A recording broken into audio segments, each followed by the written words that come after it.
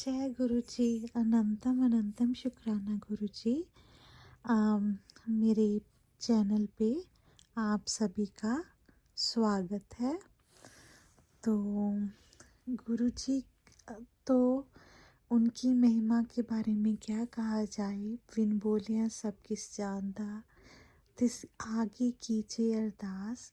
गुरु जी से तो कुछ मांगना भी नहीं पड़ता। गुरु जी तो हमारे मन की हर बात को जानते हैं। और आज जो सत्संग हम शेयर करने जा रहे हैं वो भेजा है चारू आंटी ने। उन्होंने ईमेल किया है अपना सत्संग।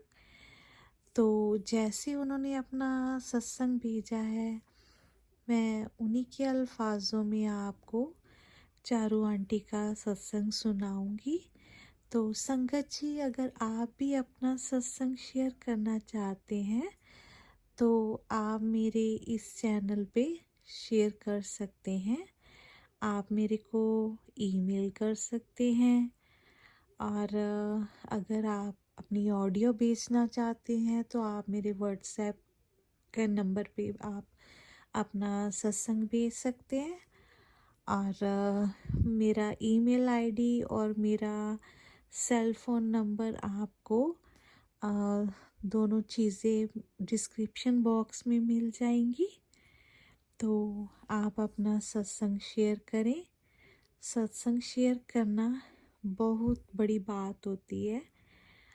और अपना सत्संग किसी के साथ शेयर करोगे तो बाकी संगत को उस सत्संग में से अपने क्वेश्चंस के आंसर मिल जाते हैं। ये तो हम संगत जी जानते ही हैं। तो आज का सत्संग शुरू करने से पहले हम मंत्र जाप करेंगे। ओम नमः शिवाय। शिव जी सदा सहाय। ओम नमः शिवाय। गुरु जी सदा सहाय। ओम नमः शिवाय। शिव जी सदा सहाय। ओम नमः शिवाय। गुरु जी सदा सहाय। ओम नमः शिवाय। शिव जी सदा सहाय। ओम नमः शिवाय। मेरे गुरु जी सदा सहाय। ओम नमः शिवाय। शिव जी सदा सहाय। ओम नमः शिवाय। मेरे गुरु जी सदा सहाय। जय गुरु जी, जय गुरु जी। संगत जी, सत्संग शुरू करने से पहले गुरु जी से आज्ञा लेती हूँ कि मैं चारू आंटी का सत्संग सुनाने जा रही हूँ। अगर कोई भूल चूक हो तो गुरु जी अपनी बच्ची समझ के माफ़ करना। तो करते हैं सत्संग शुरू।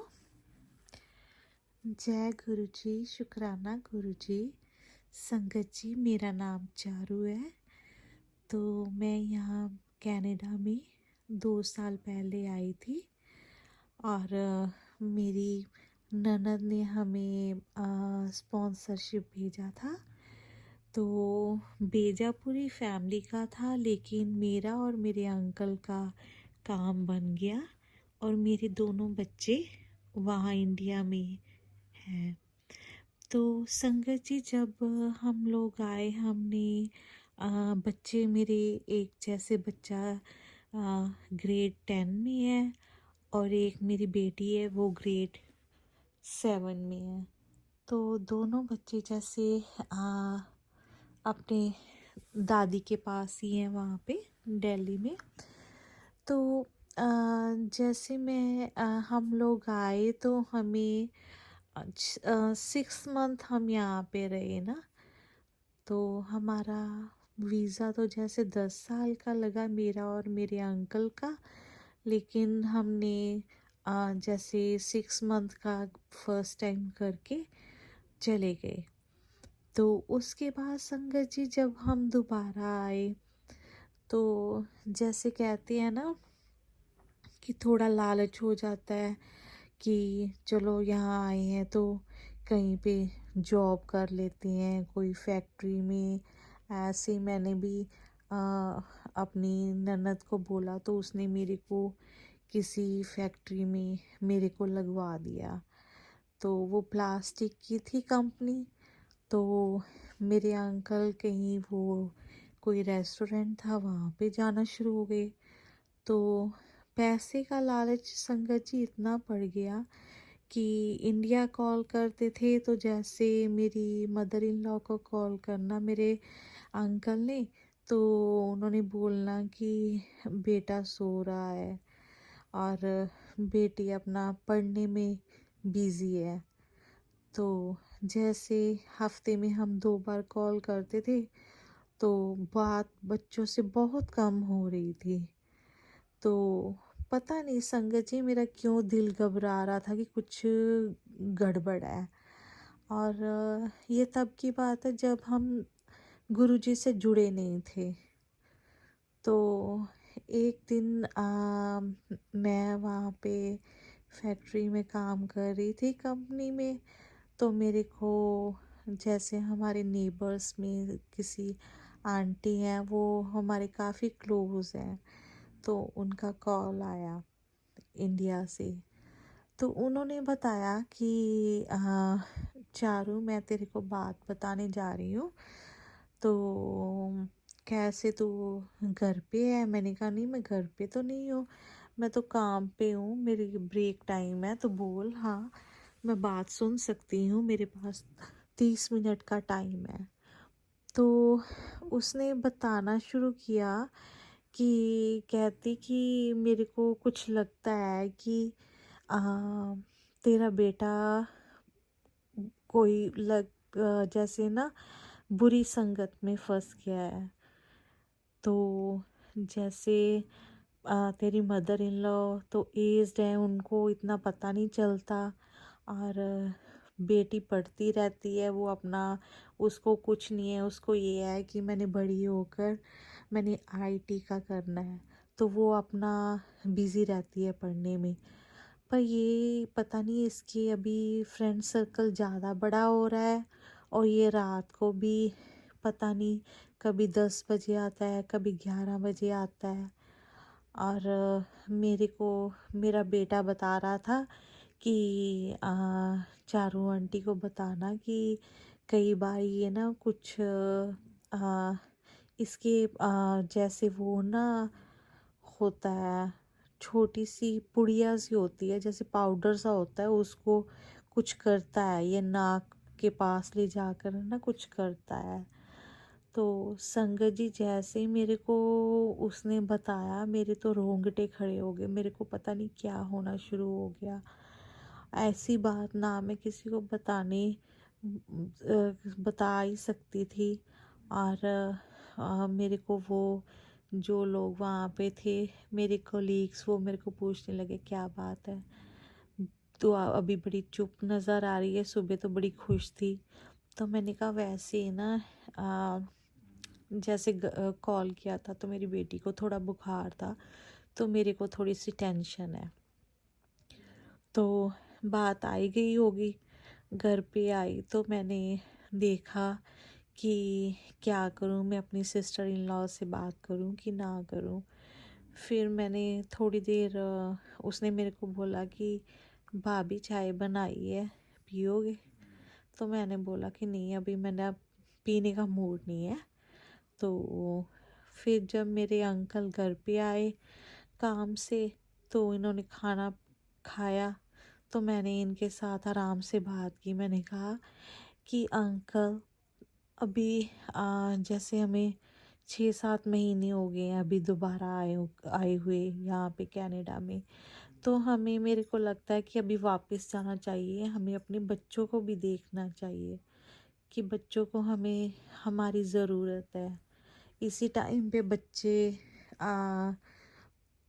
कभी बुरी चीज़ों की तरफ अट्रैक्ट होते हैं तो मेरे अंकल बोलने लगे कि ऐसी क्या बात हुई है कि तू इतनी जल्दी मचा रही है कि हाँ हाँ अभी जाना ही जाना है। तो मैंने बोला कि नहीं, वैसे जो मतलब टिकट मिलती है आप करवा लो, तो भगवान ने चाहा तो हम फिर आएंगे।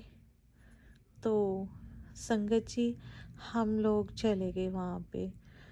और मैंने देखा मेरे बेटे की जैसे आईज़ वगैरह बहुत काली काली हुई हुई थी, जैसे वो ड्रग्स लेना शुरू हो गया था। और उसकी वजह से, और वो चाहता था कि जैसे वो रूम में अकेला रहना चाहता था, घर में अकेले रहना चाहता था। जब हमने उसको कहना कि आजा फैमिली में आके बैठ, तो उसने कहना नहीं मैंने पढ़ना है, जबकि वो उसका इंटरेस्ट पढ़ाई से हट रहा था। तो फिर मैंने वहाँ पे अपने अंकल के साथ बात की कि मैंने वहाँ पे कनाडा में इसलिए बोला था कि हम जल्दी जाएं, क्योंकि मेरे को सामने वो जो हमारे नेबर्स हैं उसकी कॉल आई थी, और उसने बताया कि मेरे को लगता है तेरा बेटा बुरी संगत में फंस गया है और ये ड्रग्स ले रहा है। तो संगत जी, फिर हमने जैसे काफ़ी जो होते हैं एस्ट्रोलॉजर्स वगैरह उनको दिखाया इसका जन्म पत्री। तो जैसे जैसे वो उपाय बता रहे थे, हम अपना पैसा वेस्ट किए जा रहे थे। तो अचानक से जैसे मैं, जो पंडित ने सामग्री बताई थी कि ये सामग्री ले आना और मैं इसका उपाय कर दूंगा, तो मैं जिस शॉप पे गई वहाँ पे गुरुजी का स्वरूप लगा हुआ था। तो मैंने कहा कि भैया ये क्या है, ये कौन से हैं गुरु? उसने बोला कि हम इनको मानते हैं, तो इनका यहाँ पे मंदिर है, बड़ा मंदिर इनको उनका बोलते हैं। तो पता नहीं, मैं उस स्वरूप को देख के इतना जैसे अट्रैक्ट हो गई कि मेरा उसी वक्त कनेक्शन बन गया। मैंने कुछ नहीं सोचा कि मेरे को जाना चाहिए कि नहीं। तो मैंने संगत जी, मैंने उसको बोला कि मेरे को इनका एड्रेस दे, कौन सा मंदिर है, मैं जाना चाहती हूँ। तो संगत जी, मैंने अपने अंकल को भी मना लिया, वहाँ का जो टाइमिंग था बड़े मंदिर का वो भी सारा पूछ लिया, और मैं मंदिर गई।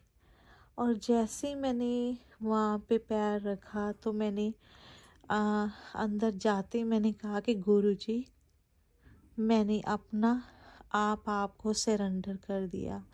आप जो जो भी मेरी प्रॉब्लम्स हैं, अब मेरी नहीं, वो आपकी हैं। आप चाहो तो उसको मिटा दो, आप चाहो तो उसको और बढ़ा दो। बस मैंने इतना ही कहा। तो जो जल प्रसाद सेवादार ने दिया, वहाँ पे हमें समोसे मिले, समोसे का प्रसाद था। और मैं लाइन में लगी थी, तो मेरे को वो गुरुजी का चरण स्वरूप मिला। तो हम घर पे आए, और मैंने वो चरण स्वरूप अपने बेटे के कमरे में लगा दिया।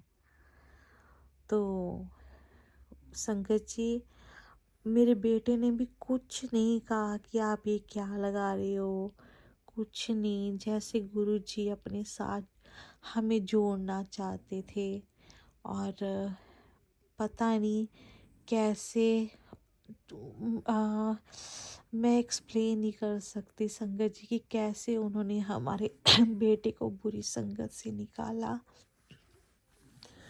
और जैसे अभी 1 हफ्ता ही हुआ था, तो वो जैसे फैमिली में बैठना शुरू हुआ, अपने फ्रेंड सर्कल के साथ टाइम जैसे स्पेंड करना उसने थोड़ा कम किया।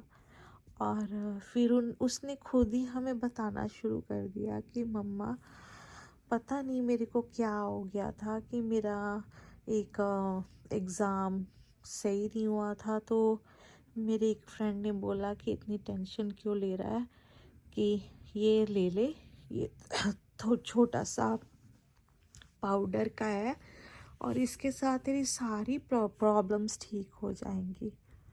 और मम्मा मैंने घर में 2-3 बार पैसे भी चुराए हैं ये लेने के लिए, मुझे माफ़ कर दो। तो धीरे धीरे उसका जैसे मैं ये तो नहीं कह सकती थी कि वो एकदम छोड़े, क्योंकि एकदम छोड़ना भी बहुत मुश्किल था, पर उसने धीरे धीरे करके अपनी ये जो आदत थी बिल्कुल ठीक कर ली। संगत जी, उसने अपने आप को इतना स्ट्रॉन्ग कर लिया कि हाँ हाँ मैंने ये ड्रग्स का छोड़ना ही है। तो ये सब और कोई नहीं कर सकता, ये मेरे गुरु पाई कर सकते हैं। गुरु जी आई लव यू गुरु जी, जो आपने हमें इस जन्म में अपना बना लिया। गुरु जी, आपने बहुत बहुत मेरे पे और मेरे परिवार पे आपने बहुत कृपा की हुई है गुरु जी। अभी मेरा बेटा बड़े मंदिर जाता है और हफ्ते में तो उसने एक बार नियम बनाया ही है कि मैंने जाना ही जाना है। और अभी सब ठीक है।